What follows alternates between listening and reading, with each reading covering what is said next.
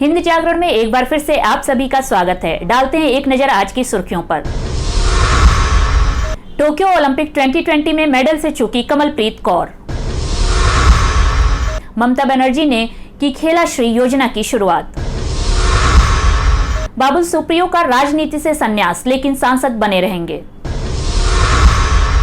संसद में सरकार और विपक्ष की लड़ाई जारी। प्रधानमंत्री के सलाहकार अमरजीत सिन्हा ने अपने पद से इस्तीफा दिया। भारतीय महिला हॉकी टीम ने रचा इतिहास। अब खबरें विस्तार से। भारत की कमलप्रीत कौर टोक्यो ओलंपिक 2020 में डिस्कस थ्रो में पदक नहीं जीत पाई। भारतीय एथलीट ने 63.70 मीटर का बेस्ट थ्रो फेंका और वो छठे नंबर पर रही। इस स्पर्धा का गोल्ड मेडल अमेरिका की वेलरी ऑलमेन ने 68.98 मीटर के थ्रो के साथ जीता। जर्मनी की क्रिस्टिन पुंडीज ने 66.86 के साथ सिल्वर और क्यूबा की यामी पेरेज ने कांस्य पदक जीता। फाइनल में कमलप्रीत ने अपना पहला थ्रो 61.62 मीटर का फेंका। इसके बाद दूसरे थ्रो में वो फाउल कर गईं, लेकिन तीसरे थ्रो में डिस्कस को 63.70 मीटर दूर फेंककर वो छठे स्थान पर आ गईं। इसके साथ उन्होंने आखिरी 3 थ्रो के लिए क्वालिफाई किया। पश्चिम बंगाल की मुख्यमंत्री ममता बनर्जी ने सोमवार को कोलकाता के इंडोर स्टेडियम में खेलाश्री योजना की शुरुआत की। उस दौरान उन्होंने काफी देर तक स्टेज पर फुटबॉल के साथ ड्रिबलिंग की। इस दौरान उन्होंने कहा कि हर साल 16 अगस्त को खेला होवे दिवस मनाया जाएगा। खेलाश्री योजना की शुरुआत के बाद उन्होंने कहा कि मानो या न मानो, लेकिन खेला होवे देश में काफी लोकप्रिय हो चुका है। मुख्यमंत्री ने कड़े तेवर में कहा कि ये देश की संसद से निकला था, लेकिन अब धीरे धीरे हर राज्य में खेला होवे। उन्होंने कहा कि ये संसद से लेकर दिल्ली, गुजरात, राजस्थान समेत कई राज्यों में लोकप्रिय हो चुका है। जहां बचा है वहां जल्द ही ये लोकप्रिय हो जाएगा। हाल ही में राजनीति से संन्यास का ऐलान करने वाले बाबुल सुप्रियो सांसद बने रहेंगे। उन्होंने बीजेपी के राष्ट्रीय अध्यक्ष जेपी नड्डा के साथ मुलाकात करने के बाद फैसला लिया है।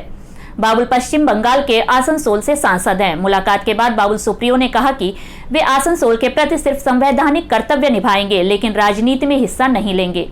बाबुल सुप्रियो ने कहा, मैं आसनसोल में संवैधानिक रूप से सांसद के रूप में काम करना जारी रखूंगा। संवैधानिक पद से राजनीति परे है और मैं इससे खुद को अलग करता हूं। मैं किसी अन्य पार्टी में शामिल नहीं होऊंगा।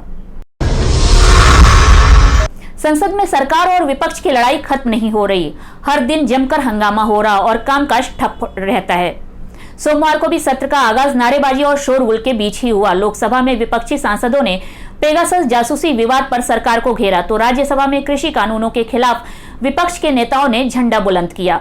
लगातार हंगामे के चलते दोनों सदनों की कार्यवाही मंगलवार सुबह 11 बजे तक के लिए स्थगित कर दी गई थी।